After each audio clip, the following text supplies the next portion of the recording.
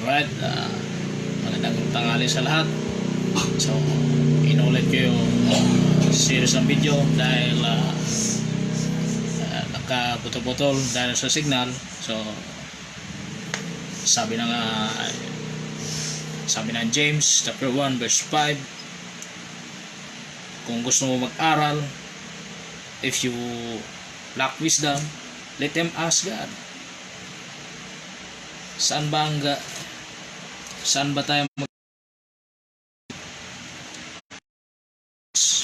sa magitan nating pagsaliksik na scripture, at doon natin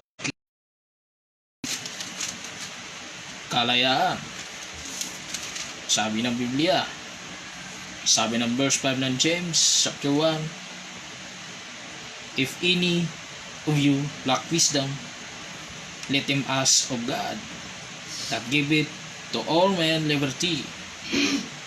Sabi nga ng 2 Corinthians chapter 3 verse 17, sabi, the Spirit is liberty. Meron tayong kalayaan. And with afraid that, and let it should be given. So, yan ang ating batayan sa scripture, na mag-aral mula sa kasulatan ng Biblia. So, I would say di masama mag-aral ng libro. So, kung mag-aaral ka man, nagbabase ka sa libro na wala sa scripture, in the book ng writer, you are following the scripture, di ba? Kung sinusunod mo yung libro, yung mga sinasabi na wala sa scripture, magiging resulta, gagawa tayo na speculation. At higit sa lahat, you are private interpretation, di ba? Halimbawa lang, limited atonement, kukuha lang ng verse sa isang scripture para masupport yung tinatawag na limited atonement. But the scripture declares us Christ died for all, not many. Ang many kasi, kung babasahin mo yung 4 gospel yan, specific Israel ang sinabihan dyan. Pero si Paul declare Christ died for all, yung sabi niya. So maling, kung mag-aaral ka ng scripture, you must focus the context. Sino yung kinausap dyan? Huwag ka kukuha ng batayan mo para madipinsa mo yung doctrine mo. Ang tanong, kaninong doctrine na dinipinsa mo? Hindi ba? Yan ang mahirap eh. Sunod-sunuran na tayo sa sinasabi na wala sa scripture. Meron nga sa scripture, mali naman ang pag-interpret. Hindi ba? Sabi ng 2 Peter chapter 1 verse 19, we have also more sure word of prophecy, where unto the well you take heed unto light that shine into darkness, until the day dawn and the day star rise in your hearts. Verse 20, knowing this verse, that no prophecy of the scripture of any private interpretation, for the prophecy came not in all time by the will of man, but the holy men of God speak will moved by the Holy Ghost. So kung babasahin mo yan chapter 2, ang context din yung mga false prophet and false teachers na nagdi-deny na mga heresy, nagsilabasan na wala sa scripture. Hindi ba? Yan ang is wala sa Biblia. Nag-speculate tayo Halimbawa, nagpipredict ka, babalik ang Panginoon. Nung dumating na ang takdang oras, nawala, hindi nangyari, first teacher ka. Kasi nagpipredict ka na babalik, hindi pala natuloy, wala. You are first teachers. Meron nga isa, siya daw ang anak ng Diyos. Yan ang mahirap kung wala kang alam sa scriptures. Madadaya ka ng mga religion. Di ba? Yan kasi ang instruction sa atin eh. Bakit kaya tayo mag-aaral ng Biblia? 1 Timothy chapter 1.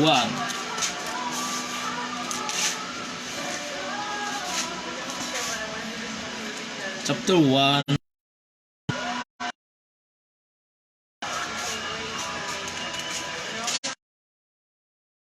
Chapter 2 1 Timothy chapter 2 verse 4.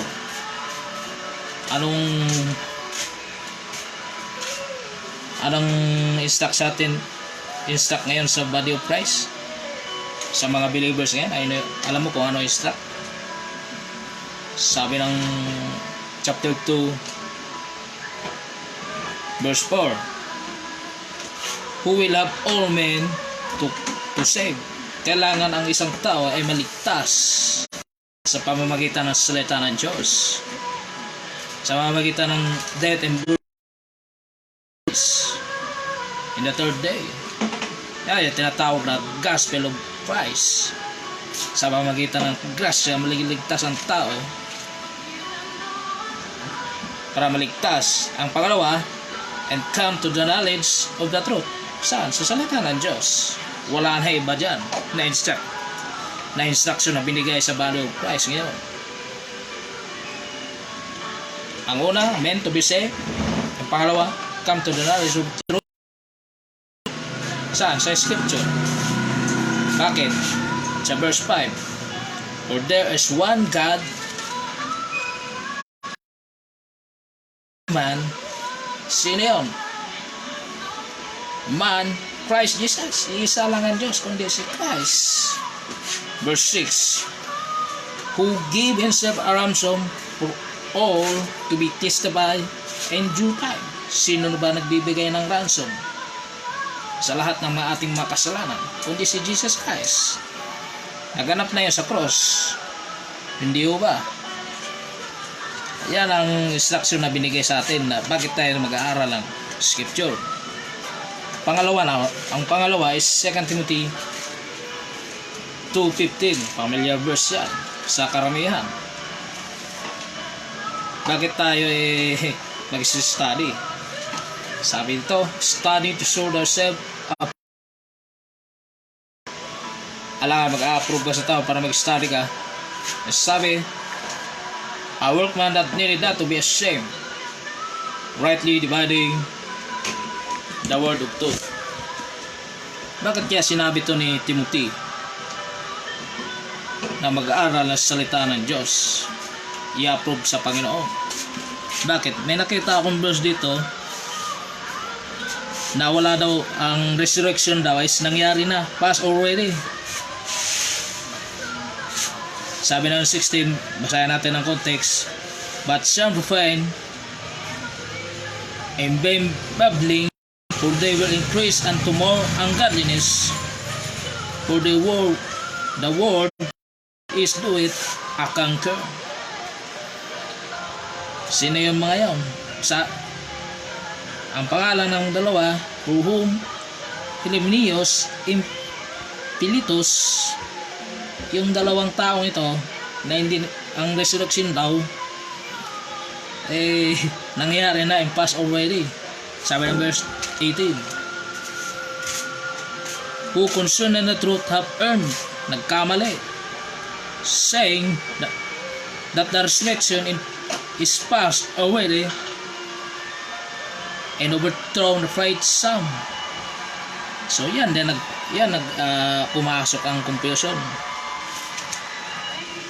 Saan ba yung galing na there's there's resurrection past already. Sa Mark chapter 12, Mark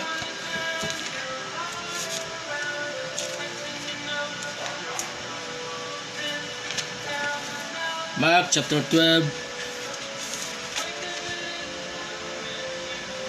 verse 18. Saan ba nanggaling yan? Then comes it unto Sadducees, which there no resurrection, and they asked him, saying, kung babasahin mo yung buod ng context na yan, itong Sadducee na to, hindi daw naniniwala sa resurrection. Sabi naman ng verse 24, si Kristo nagsabi, and Jesus answered, say unto them, do ye not therefore err, because they are known not the scripture, neither the Father of God. Hindi nila alam yung scripture, even the Father of God. Sabi nga ng 26, as touching dead that they rise, they have not read the book of Moses. Nagbasa ba sila ng book of Moses? Wala. How the voice of God spake unto him, sabi, I am God of Abraham, and the God of Isaac, and the God of Jacob. Sabi ng verse 7, He is not God of the dead. Hindi sa Diyos ng mga patay, but God living, ye therefore greatly err. Mga Pharisee, mga Sadducees, walang alam sa scripture, even na book of, even na law of Moses. Doctrine na galing sa Babylonia. Kaya nga itong dalawang taong ito, ang resurrection daw nangyari na, past already. Kung hindi tayo maniniwala sa resurrection, yung pag-aaral ng salita ng Diyos, kawang, hindi pa kinakinabang. Sabi ng 1 Corinthians 20, si Kristo is risen from the dead. Hindi ba? Basahin natin ang 1 Corinthians chapter 15. Kung babasahin mo yan, yung iba daw hindi niniwala sa resurrection from the dead.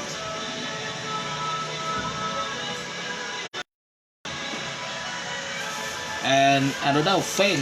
But sabi ng verse 20, but now is Christ risen from the dead and become the first fruits of them that slept. Verse 21, for since by one come death, by one come also the resurrection of the dead. Sabi ng verse 22, for as Adam all die, even so in Christ shall be made alive. So ang pag-resurrection ni Christ, according to verse 22, sama rin sa pag-resurrection muli kasama ni Kristo. In Christ shall made be alive, sa pamagitan ng resurrection. Kung babasahin ng buod ng context niya, wag mo sabihin ng resurrection natapos na. Kasi kung yan ang paniniwalaan mo na wala sa scripture, malaking problema yan, mga kapatid.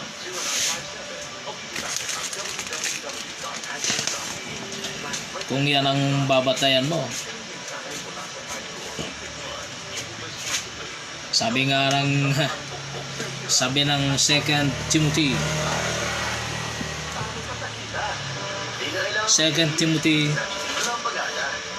chapter 3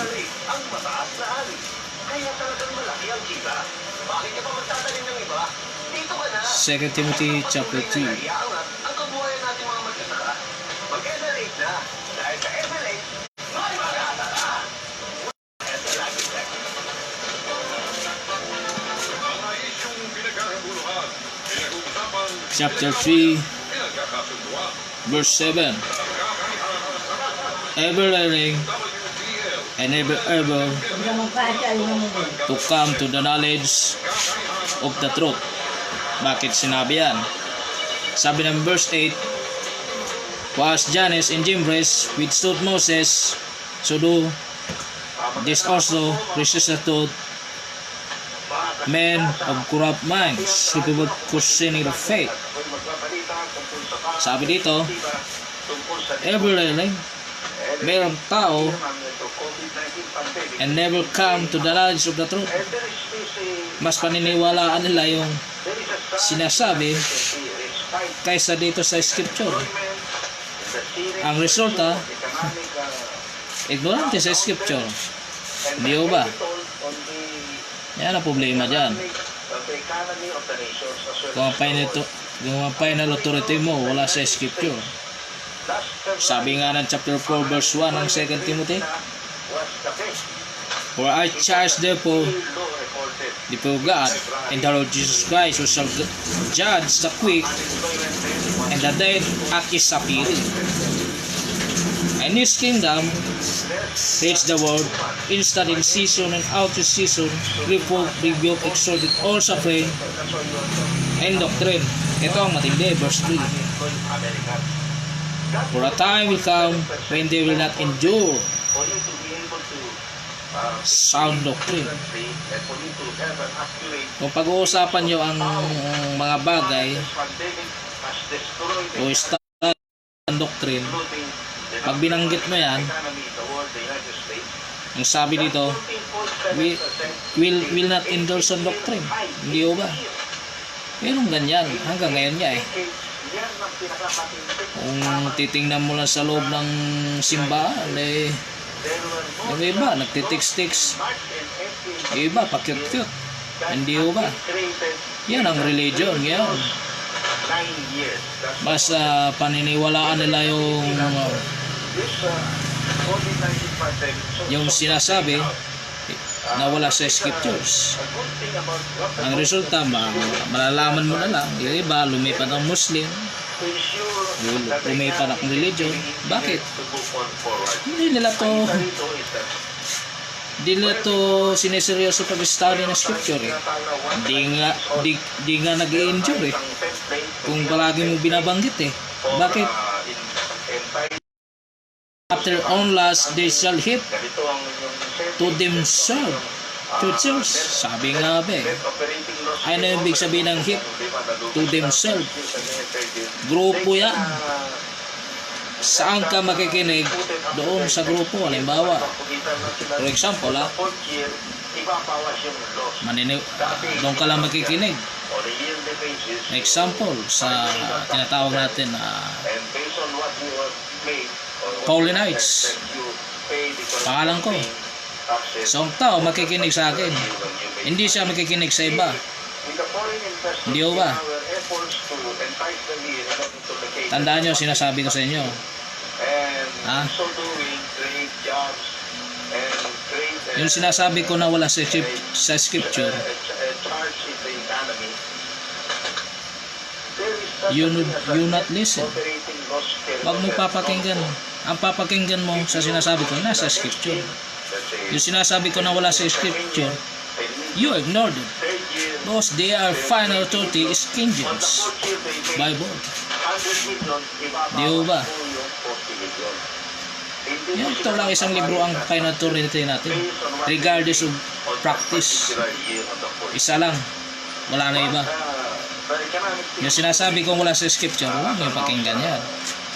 Kung papakinggan mo lang yun, wala sa scripture, parang sinasabi mo rin na kumakain ka ng buto. Kasi nakikinig ka lang sa akin eh, di ka nakikinig sa iba. Para ganon, basa ka sa Bible mo. Para wala kang grupo na sinasama, kundi pagbasa mo sa Biblia. Hindi ho ba? Sabi nga,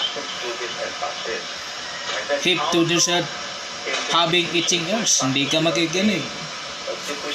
And they shall turn away the ears from the truth. I-turn away ka from the truth and shall turn away unto fables. Yan ang iba. Di tayo bago dyan. Yung iba naman, pabago-bago ang paniniwala. Bakit? Saan ba sila kukuha ng evidence sa pag-aaral ng scripture? Una, yung tinatawag na external.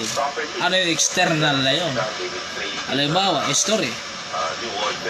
Tapos kukuha sila ng verse from the scripture, gagawin na lang doctrine. Tawag yan. Yan ang mahirap. Pag nag-study ka na yung scripture, yung internal mo, yung external mo, dito rin sa scripture para walang error na ituturo mo sa tao. Kung simula pa lang, kung error na ituturo mo, error na yan hanggang katapusan. Yan ang ano dyan. Yan ang matindi dyan. Error nga sa simula. Error nga sa katapusan. Parang sinasabi mo rin, error din yung scripture. Kung maniniwala ka sa hindi inspired ang Bible mo. Di ba? Kung naniniwala ka hindi inspired ang Bible mo, dapat pa lang yung Diyos mo hindi din inspired. Kasi lahat ng ibang version iba-iba ang definition ng Christ dyan Meron Christ na pablo ang mata. Kung dito sa Pilipinas, meron Christ na itim. Sabi nga ng Biblia, Christ, you are more the spirit in the truth. Yan ang katotohanan. Doon tayo mag-worship sa espiritu at katotohanan. Yan ang sabi ng Biblia. Wala sa larawan sino-sino lang. Yan ang sinabi na scripture. Tapos yung Bible mo gagamitin mo is hindi inspired, hindi preserved. Saan magaling yung mga yan? Libro ng kaaway yan. Hindi ba? Ay ita-translate mo ng Greek text. Hindi mo nga maintindihan magbasa lalo na sa English. Maintindihan mo? Hindi mo maintindihan. Kung wala kang Holy Spirit nagpapaintindi sa'yo. Yan ang mahirap yan ang matindi.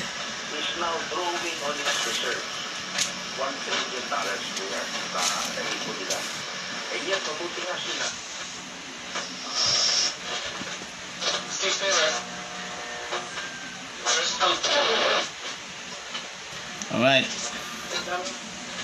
Mark chapter 1 verse 22 and 27. Sabi dito,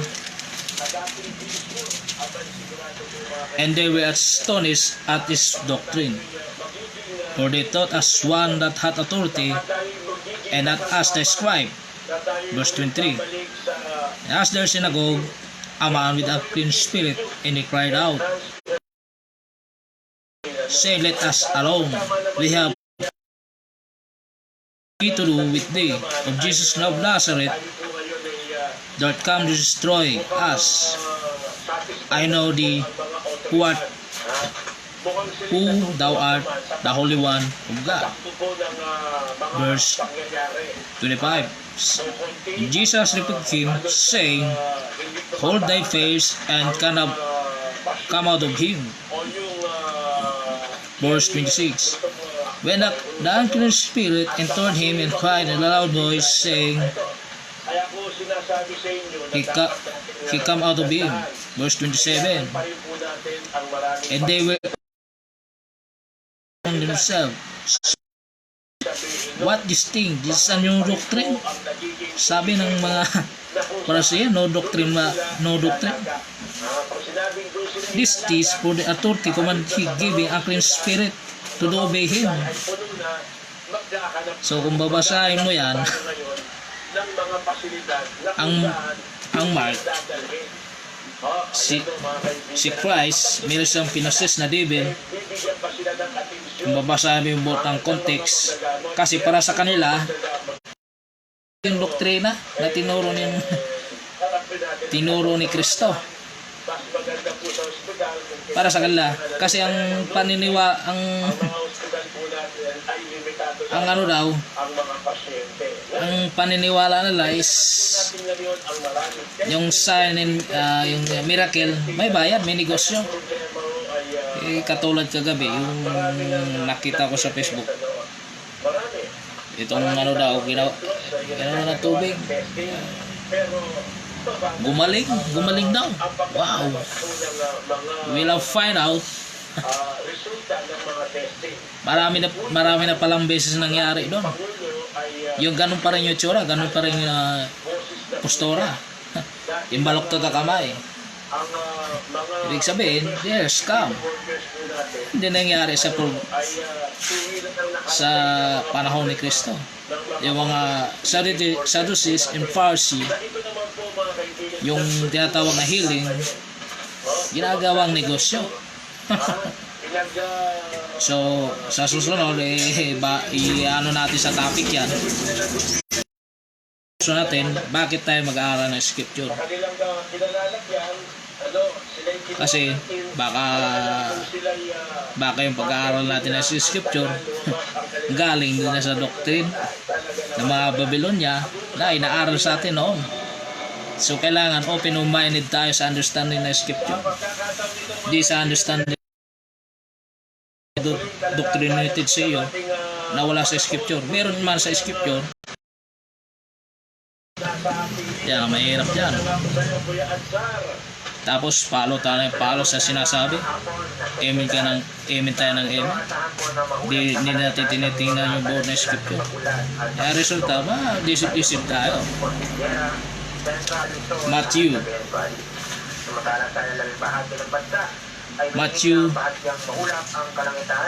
hanggang sa kalangitan dahil pag-umaga pero at ang balita hapon ang mga thunderstorm na Matthew isolated na chapter 15.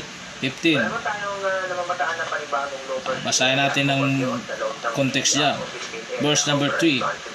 But he answered and said unto them, why do ye also transgress the command of God by your what? Tradition. Sinabi ni Kristo yun. Kung babasahin mo yung verse 15 verse 1, ang context, inscribe yung passive. Yan ang ano nila. Yan ang context. Bakit? In verse 2, why thy disciple transgress the tradition of the elders? And for they was not their hands, but within it bread. So, nagkukuha sila ng tradition sa elders nila. Sino yun? Sino yung elders nila? Yung mga Israel na sumasamba sa idols. Kung babasahin mo yung Old Testament, yung Judah lang ang sa 12 tribes, yung Judah lang ang hindi nagsimba ng idolatry. Nag-ano rin sila dahil sa tradition na tinuturo ng Babylonia. Sabi nga ng verse 4, for God commanded saying, honor the father and mother, and he that quotes of father and mother, let him die to death. So sa Old Testament, kung sino man ang magkuko sa tatay niya, let him to death, babatuhin. Sabi ng Sabi ni Kristo, yan din ang ginawa. In verse 5, but he say, whatsoever say to his father and my mother, it is a gift, but whatsoever might is not provided by me. Verse 6, honor not his father nor his mother shall be free. Thou submit the commandment of God of none by effect your tradition. Diretso tayo sa 9. Asa 8. These people do it not unto me, for their mouth and honor with me with their lips, but their hearts far from me. Sabi ni Christ. Verse 9. But in vain they do worship me, teaching for the doctrines, the commandments of men. Diyan sila nag-worship sa commandments of men. Ganon din yung religion. Halimbawa, gagawa ka ng kid. Wala sa scripture. Meron nga scripture. Ang problema man, ginawa sa sistema. Tapos, kung titingnan mo yung context, sino ba the instruction doon? Sino ba sinabihan? Di ba? Wala ito kukuha sila ng doctrines, the commandments of men hindi commandments ng Diyos in the Old Testament.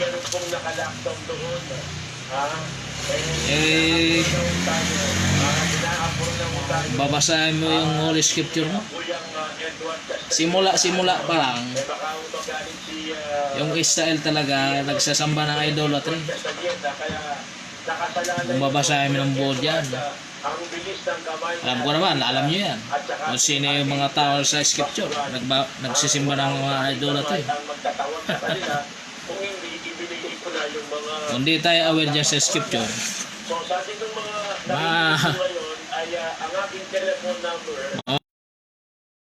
natin yan sa study. Maano tayo dyan, maluloko tayo dyan. Mga fake healers dyan, na-exisido daw. Sabi nga ni Apostle Paul ng 1 Corinthians, a Jew give a sign, but Gentile seek after wisdom.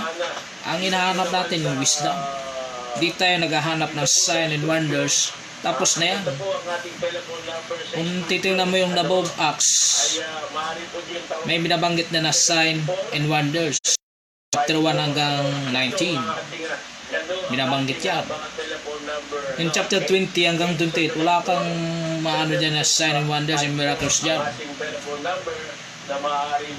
Kung babasahin mo yung scripture, pero nabanggit dyan na sign sa chapter 28. Hindi yung sign na pinapagaling, kundi lugar na may kumpas na ginagamit ang mga tao. Kasi ano sila sa ship nandun sila sa barko So hanapin nila yung lugar. Kung babasahin mo yung Acts 28, kasi gumamit silang kumpas. Yun, it is the sign. Di yung sign nagpapagaling na may sakit, hindi yung miracle. Di ba? Basahin yung scriptures. Yan ang ano natin. Kasi kung hindi yung plainness of speech yung ating salita. Dapat plainness of speech, lalo sa ating study. Kung hindi, wala tayong sound doctrine. Nagsunod-sunod lang tayo Dapat basa ka sa scriptures. Sabi nga ng John chapter 7 verse 16, Jesus answered them, my doctrine is not mine. Ang kanyang doktrina hindi daw is not mine, but is that sent me. If anyone do His will, ang mga kaso ng He will shall know the doctrine. ay pumapasok Whoever na be sa 14,000 of God, whoever I speak of myself, he that speaketh of himself seeketh his own glory, but he that seeketh his glory, that said him. The same is true and no unrighteousness. Ayun, may mga Di ba? sa atin nung mga In verse 16, Jesus answered, mga recovered na. my doctrine is not mine. Gumaling. Kung sino man Katuno sila ng and do His will, he shall know the doctrine. Alam mo, kung alam mo yung Biblia mo, alam mo yung doctrine Ang bilang naman nila ay na binabasa mo at inuunawaan mo. 49. Yan ang ano natin. 49. Yan, ano. Romans chapter 16. Mga kaibigan ng bilang, Ito, ang bilang ng mga nakaligtas. Ngayon, ay ang bilang Romans chapter 16 verse 17. naging puso, mula nung nanalanta. Sabi nga rito, Mula nung but now, sumakay ang coronavirus sa ating bansa. now I visit you, brethren, mark of them which cause and offenses to the doctrines which ye had learned, and avoid them. Nagsimula sa 5, 20, Bakit? 30, at ngayon ay 14,000. Kasi ang doctrine daw, bago sa kanila. Halimbawa, nasa religion ka, Yung mga magtuturo ka ng doctrine mo, sa mga yung sabi dito, sila po ngayon ay 860. they are cause divisions. Sila po ngayon ay They are contrary to the doctrine which ye had learned. kalagayan. Kung di sila Yung doctrine mo which ye had learned na galing sa religion, ngayon ay nasa tapos ituturo mo na bago sa kanila, magkukontrary talaga kayo. 169. Tapos iniiwas sila. Hindi ganoon. Dapat sa lahat ng salita ng Diyos, kahit ano man ang ating hinahawakan. Kasi minsan yung mga posisyon natin pabago-bago. Bakit? Kasi nag-aaral tayo ng salita ng Diyos eh.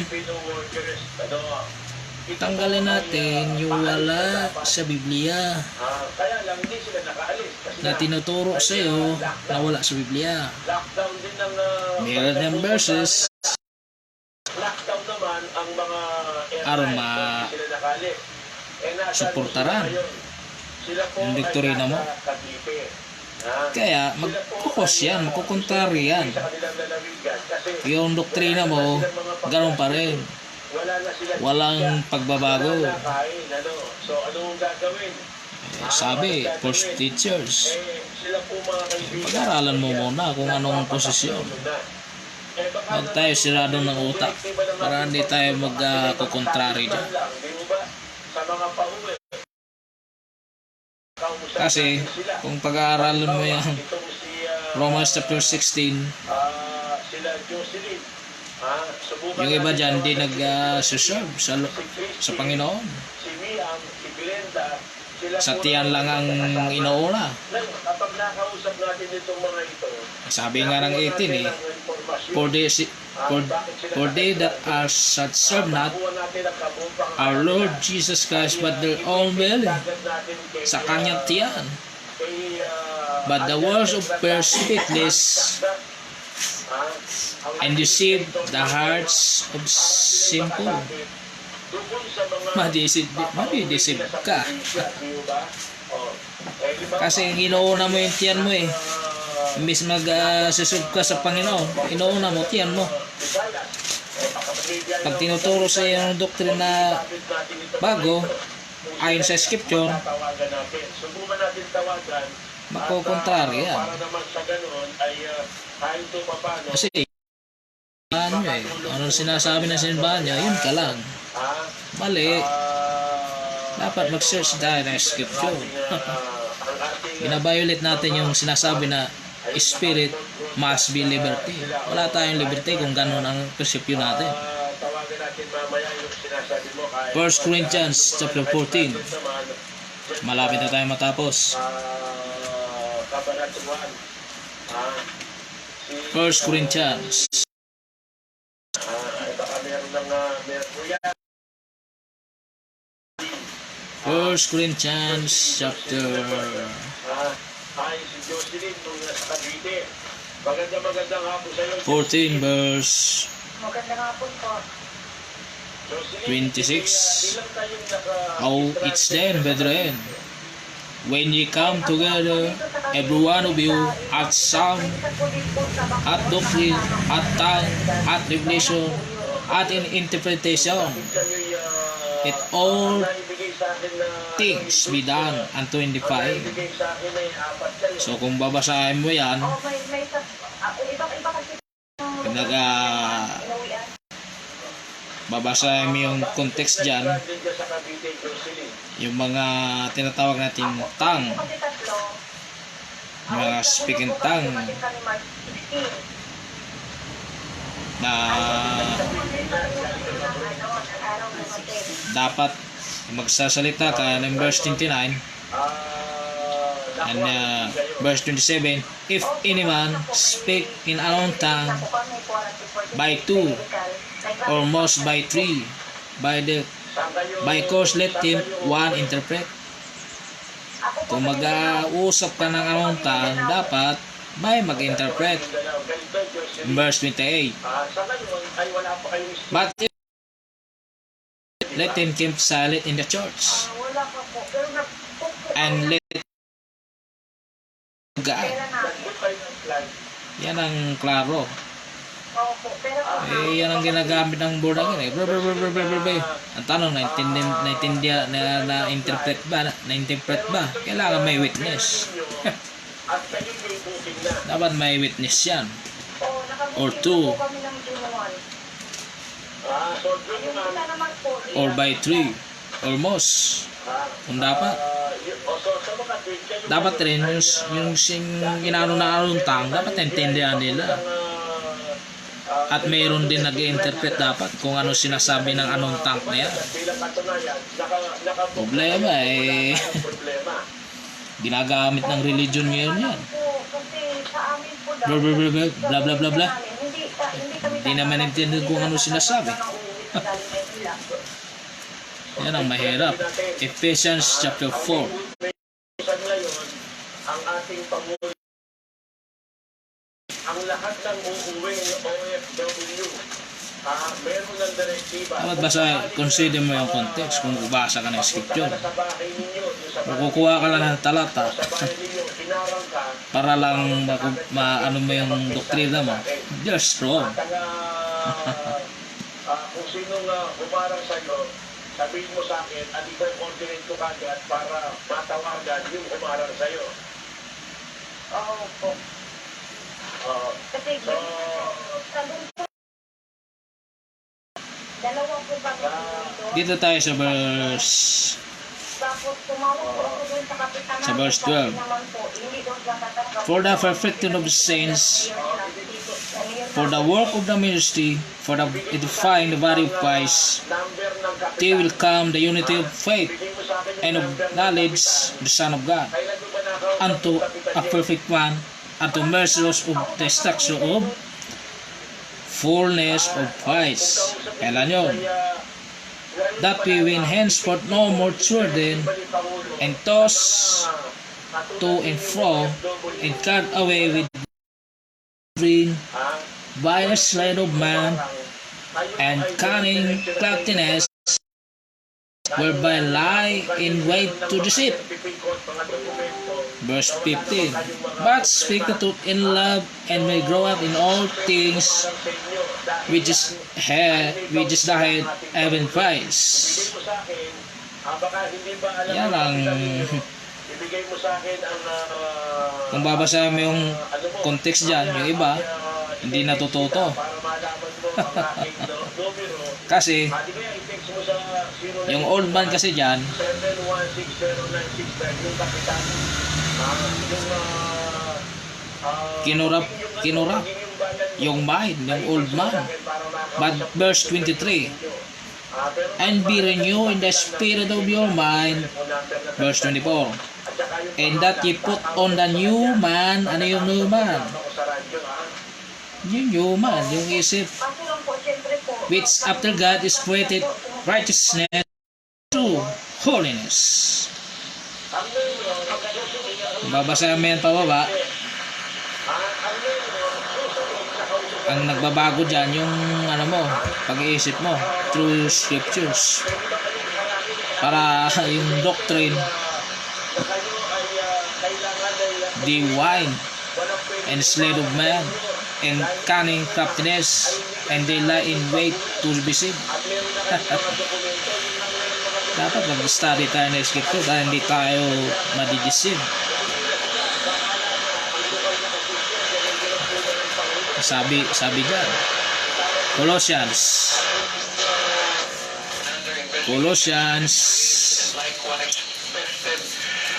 sensya na,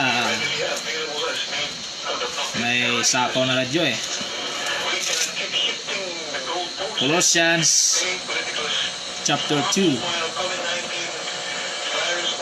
verse 22. Verse 22.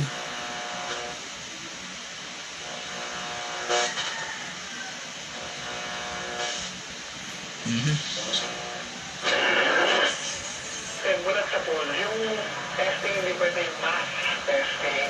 Kasi, Tama ba? Chapter 2.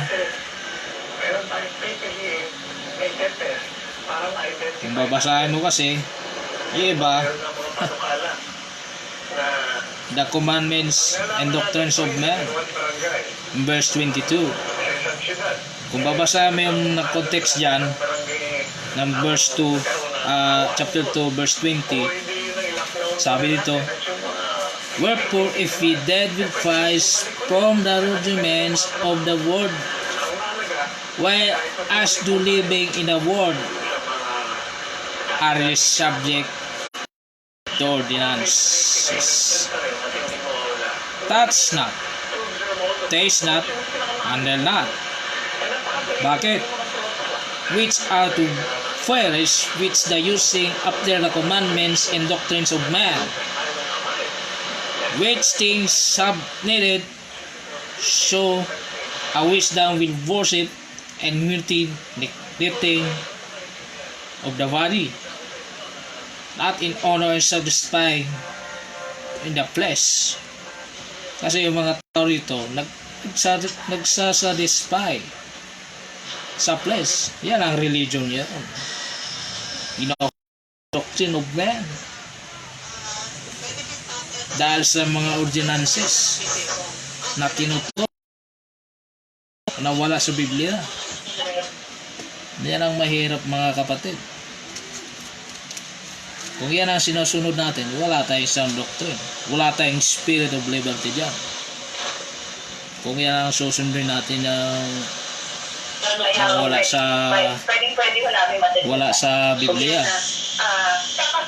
Dapat pag-aralan natin yan. Kasi kung di natin pag-aaralin yan,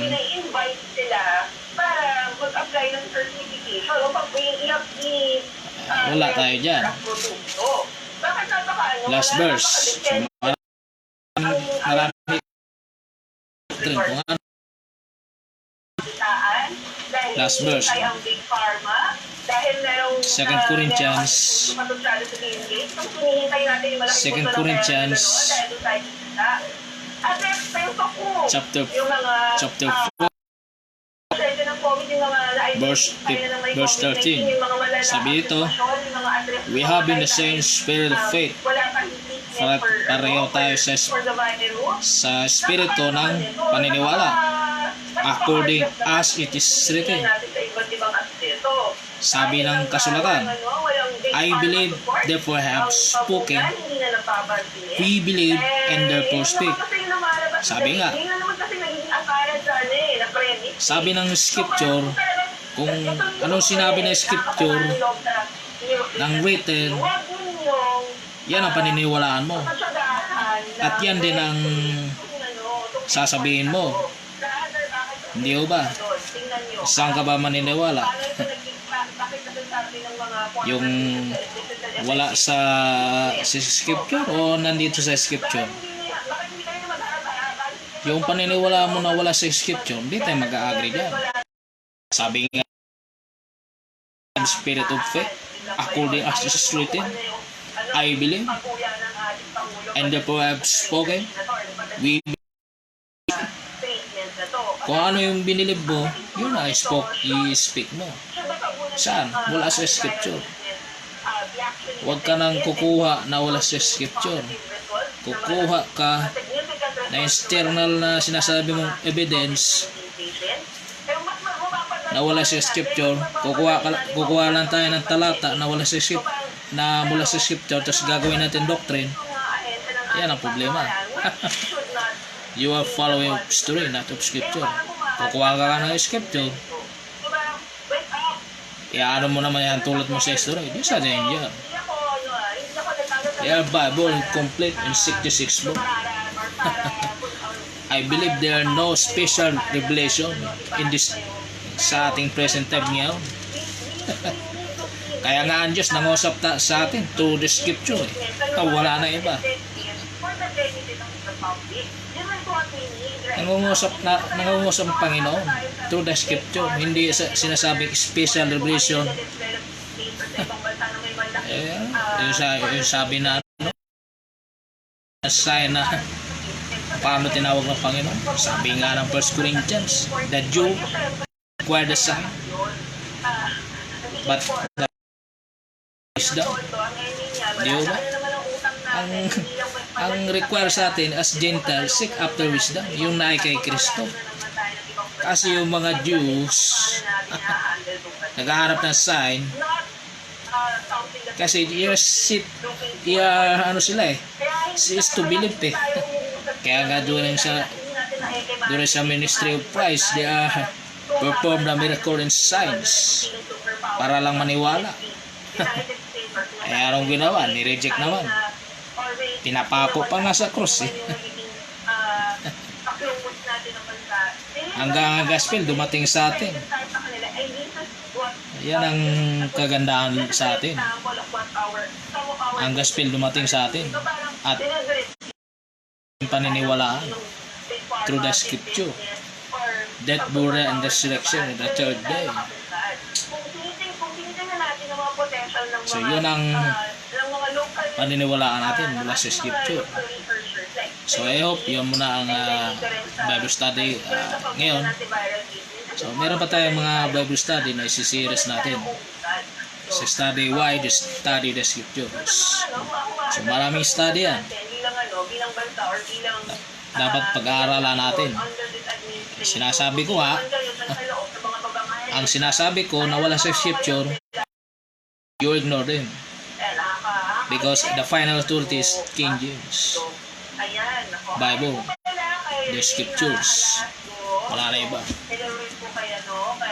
Balik tayo sa scriptures. Kung di man tayo maka-agree, balik tayo sa scriptures. Huwag tayo gagawa ng conclusion dyan. Study natin kung ano. Dapat open your mind. Sabi ng Luke, open your mind that they might understand the scriptures. Yan ang ano natin sa study. So I hope yan muna sa ngayon. So malalangin tayo. Panginoon Diyos, maraming salamat sa araw na ito, sa pag-aaral. Bakit? Mag-aaral kami ng iyong salita. Dahil sa mga tao ngayon nagtuturo in base of speculation, based in understanding not from the scripture. Kukuha sila ng talata mula sa iyong salita at ititwist ang iyong salita. Panginoon, ang iyong salita ang tama. Ito ang dapat namin sundin ayon sa iyong salita, hindi sa salita ng sino man o sino man mag-interpret nito. Panginoon, kami ay nakibasa lang. So nakibasa lang po kami.